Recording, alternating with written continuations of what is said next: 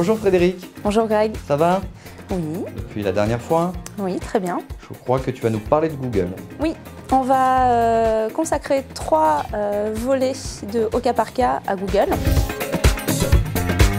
En fait, Google a fait l'actualité juridique du web cette année et on s'est dit que pour cette rentrée, c'était peut-être pas mal de faire un point sur les outils de Google.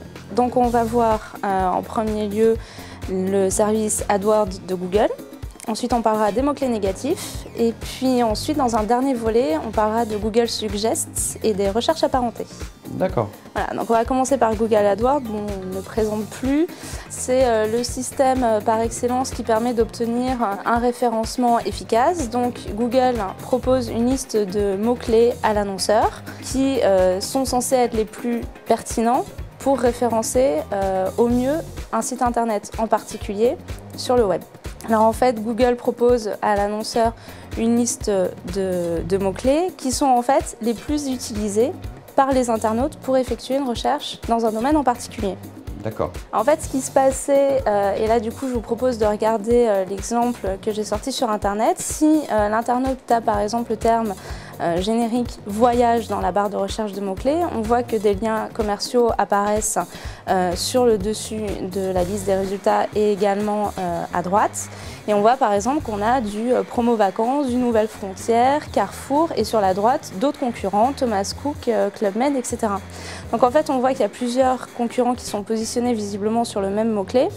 Et en fait ce qui peut être gênant c'est de voir que un concurrent, par exemple, on va prendre promo vacances, se serait servi de la marque d'un de ses concurrents pour être le mieux référencé.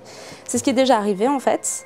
Et évidemment, ces opérateurs ont souhaité agir contre Google. Il y a eu multiples affaires pour dire mais attendez, là c'est de la contrefaçon de ma marque. Pour permettre le référencement d'un concurrent, je vais agir contre Google et son système AdWords. Il y a eu énormément de débats juridiques en France pour finalement arriver il y a l'année dernière de mémoire à ce que la Cour de cassation pose une question préjudicielle à la Cour européenne qui s'est prononcée donc en mars dernier, qui a rendu des décisions qui ont d'ailleurs été commentées dans votre émission. Donc, je ne vais pas revenir là-dessus.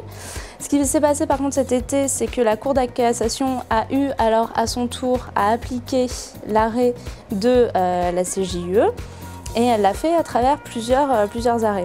Donc elle l'a fait totalement de manière assez claire et n'a pas retenu la responsabilité de Google dans les affaires dans lesquelles elle avait à se prononcer, qu'elle a fait une juste application de l'arrêt de la CJUE.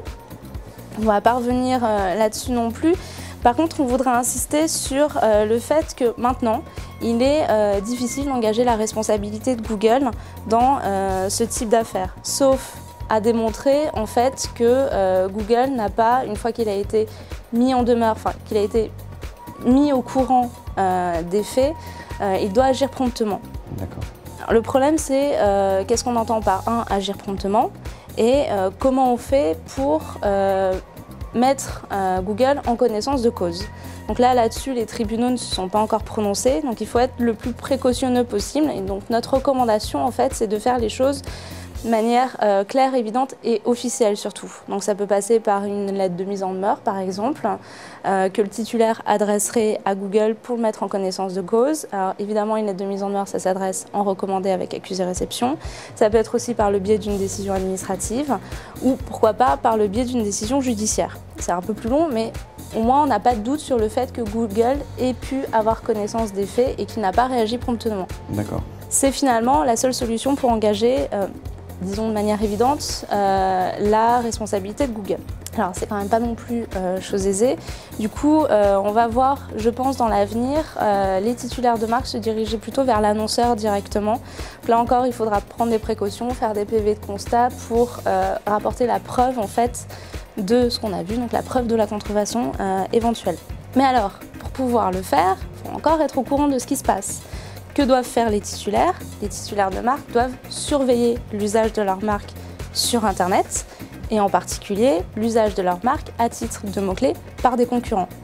Donc nous, ce qu'on encourage, c'est que les titulaires aient une visibilité de l'usage de la marque sur Internet par le biais de mise en place de surveillance. C'est pour le moment le seul moyen en fait de pouvoir être au courant pour pouvoir agir en cas de contrefaçon et donc si le titulaire subit un préjudice. Donc c'est une surveillance à l'intérieur de ces mots-clés en fait. C'est une surveillance. Nous, on proposerait plutôt une surveillance sur le web pour avoir une vue générale, mais en particulier effectivement sur ce point, donc sur l'usage. Enfin, il faut vraiment pouvoir aller au cœur du système AdWords et pouvoir vérifier en fait l'usage de la marque. En amont, il y a aussi, j'imagine, un travail pour l'annonceur qui veut apparaître effectivement dans ces liens sponsorisés, de bien choisir ses mots-clés, de se faire aider certainement par un cabinet conseil pour éviter justement peut-être d'utiliser des mots qui seraient des marques sur lesquels il n'aurait pas connaissance en fait. Alors bon, l'annonceur peut difficilement avoir connaissance de toutes les marques de tous ses concurrents. Maintenant, il y a un premier travail qui peut être fait. Mais c'est sûr qu'il va falloir être assez vigilant, d'autant plus en fait que depuis la mi-septembre, Google a assoupli son système et qu'il n'est plus possible maintenant de blacklister des marques. Donc il va falloir être d'autant plus vigilant. Les annonceurs, certes, devront être précautionneux, mais aussi les titulaires de marques devront s'assurer, devront surveiller leur marque et l'usage de leur marque sur Internet. Parfait, ça m'a l'air un peu compliqué tout ça. On a quand même des outils juridiques, donc on va essayer d'aider les titulaires à avoir une visibilité pour la marque sur Internet. À la semaine prochaine. À la semaine prochaine. Merci beaucoup en tout cas. Je vous en prie.